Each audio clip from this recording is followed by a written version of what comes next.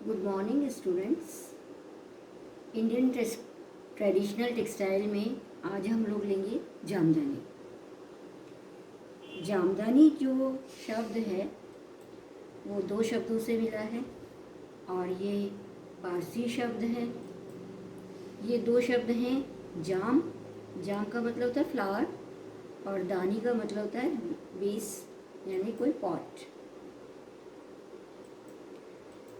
जामदानी जो है पारसी शब्द है। इसे कथित पर कशीदाकारी करके अलंकृत करके मलमल पर बनाया जाता है।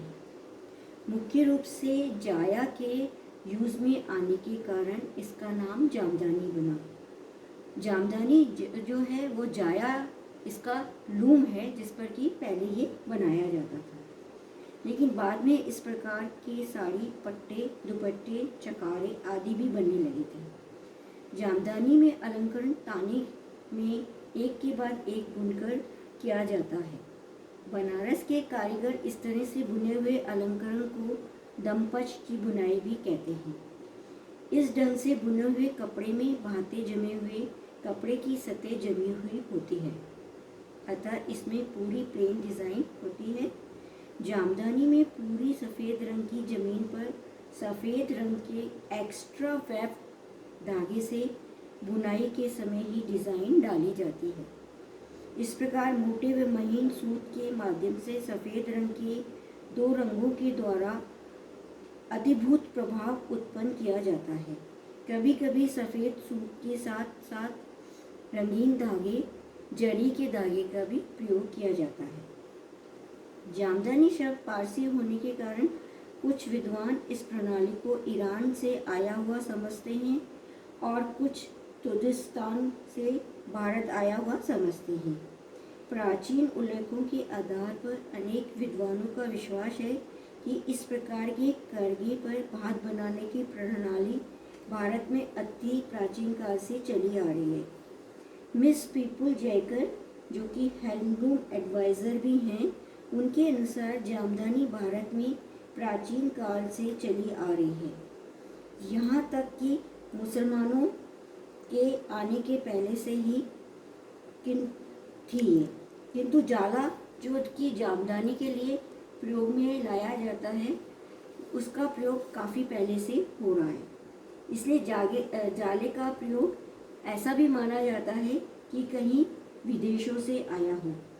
खुदाई करने पर प्रतिलिपियों से पता चलता है कि मुगल काल से ही जाला बनाने वाले लोग ईरान से आकर बस गए थे, किंतु ये मतभेदों के कारण स्पष्ट नहीं होता कि जामदानी मुगल काल में विकसित हुई या इस्लाम धर्म के बाद विकसित हुई।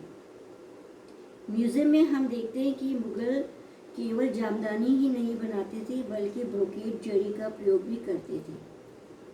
सर्वप्रथम जामदानी के नमूनों को ढाका के मुगल शासकों ने भारतीयों को भेज दिया था। मुगल काल के दौरान ही कई प्रकार की पेंटिंग जिसमें स्त्रियां फ्रॉक के अच्छे सफ़ेद पारदर्शक कपड़े पहनती थी।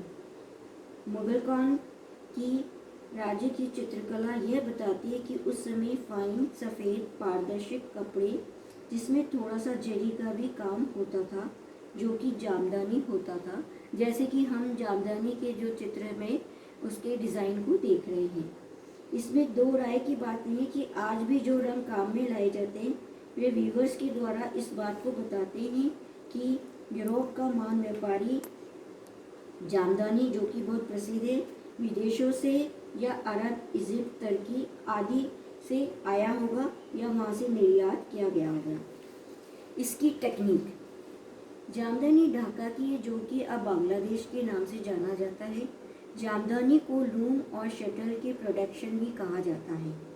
जामदानी जो कि करघा पर बताए जाते हैं, जिसमें कि डिज़ाइन मोटिव हाथ से बुनते ही समय बुना जाता है।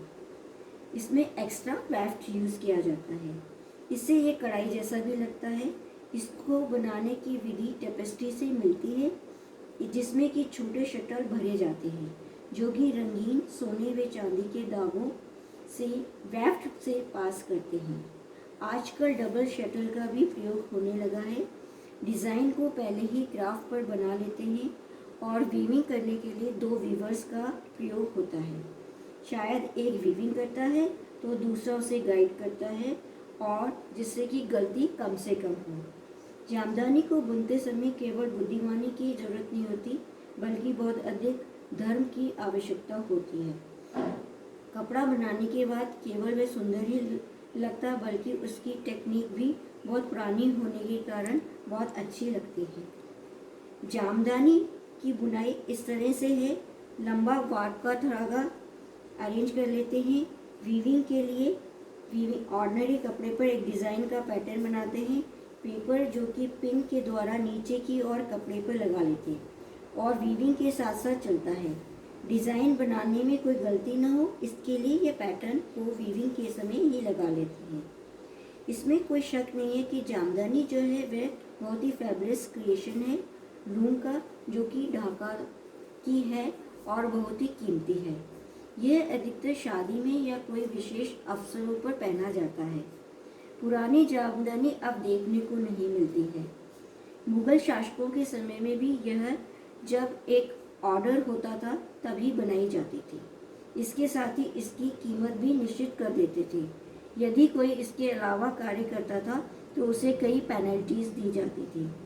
फैब्रिक जो है अधिकतर ग्रे कपड़े पर बुनी जाती है, जिसमें कि डिज़ाइन ब्लूकिश ब्लैक या सोने चांदी के धागों से फूलों की डिज़ाइन होते हैं। ये डिज़ाइन डायगोनल रोज में भी हो सकती है, कॉर्नर्स भी बन सकते हैं, पल्ले पर बड़े बड़े मोटिव्स और कोनों पर बनाते हैं। कभी कभी फ्लोरल मोटिव्स भी बनाते हैं, झालर की तरह, इसमें आकर्षक डिज़ाइन मसलिन पर पन्ना हज़ारा की तरह भी बनाते हैं।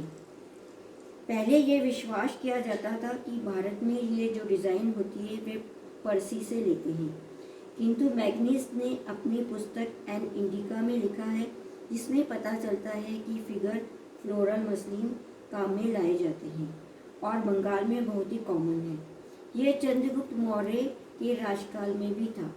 कुछ डिज़ाइन विदेशों में भी होती थी, किंतु फिगर्स जो होते हैं क्राफ्टमैन्स की ही उपज होती है। जैसा कि हमारे सामने 2 साड़ियाँ हैं जिसमें कि जामदानी की जो डिज़ाइनिंग बनी हुई है। जामदानी को कढ़ाई करके जो कि सिल्क के चमकदार रंगों में जैसे नीला, बैंगनी, स्कारलेट रेड, हरा और सोने के धागे इत्यादि का प्रयोग करते हैं। बुनकर जामदानी हल्के रंगों में कढ़ाई करके गहरे रंगों से बुनाई की जाती है। जो पैटर्न धोती पर चमकदार हरे रंग काम में लाए जाते हैं वे बहुत ही भद्दे होते थे। जो जामदानी सस्ती होती थी वह उसके लिए अलंकृत करते थे, जो कि ज़्यादातर पीले, लाल, नीले और काले कपड़े व भारी वीविंग डिज़ाइन होती थी। जामदानी के मेन सेंटर्स हैं बंगाल, ढाका, नादिया, यूपी में है फरीदाबाद, जायस, रायबरेली में है बनारस इत्यादि, एमपी में है ग्वालियर। जामदानी के जो प्रकार हैं वह हैं साड़ी, दुपट्टा, रुमाल, चौकोर, थान जो काम आता है, अंगरखे, पगड़ी, कुर्ते और जामा के लिए भी जामदानी का डिज़ाइन बनाया जाता है। 10 यार्ड या 1 यार्ड जो भी लेना हो अंगरखे के लिए थान का साइज के हिसाब से इसमें डिज़ाइन ज़्यादा डाली जाती है। वे बूटा, फूल, पत्तियाँ, जाल, कभी कभी सोने के धागों का भी प्रयोग किया जाता है। ये जामदानी की डिज़ाइन है जिसमें कि डॉट्स भी होते हैं। अंगरखे की बाह में पान की तरह बूटी होती है, पल्ले पर डॉट्स होते हैं। ढाका के प्रमुख मोटिव्स हैं चंदा बूटी, गोलाकार, तारा बूटी, फूल जिसमें कि 7 पंखुड़ियाँ होती हैं, तुरंज बूटी, फर्दी बूटी जिसमें कि छोटी छोटी के बीच में बड़ी बड़ी बूटियाँ होती हैं, पन्ना हजारा, पान बूटी, बूटी तारदार, इसमें खूब सारे फूल तारों की तरह आकार में होते हैं और इसी तरह से चमकते हैं। अशरफी बूटी जो कि कॉइन के आकार में होती है, चमेली बूटी, गुलदौरी बूटी, मैरीगोल्ड या हजारा बूटी और झाड़दार बूटी। धन्यवाद।